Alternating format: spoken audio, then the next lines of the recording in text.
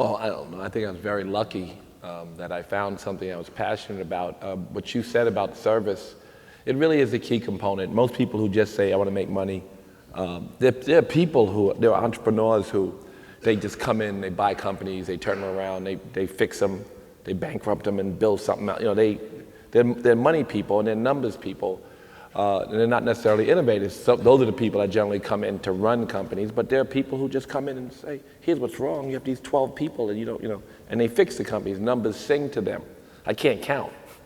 So, but what you're saying about going into something that you're passionate about, it almost always stemmed from the Rush card was I was trying to give it to companies or public Acorn, like I was meeting with them saying, why don't you just adopt this and make this part of your program to help people? I'm giving it to you, I have no interest in, and the only way to make it work was to make it a business.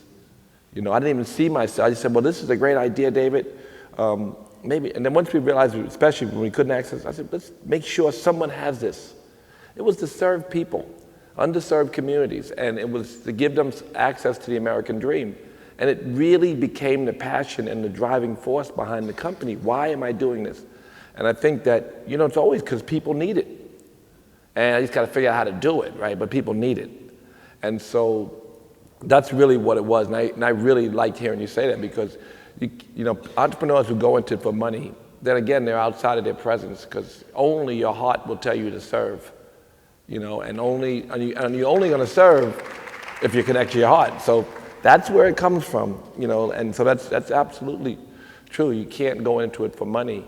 In fact, I'm always, from my own bad experience, I always go into businesses that don't show any potential to make anything for anybody. I've never good.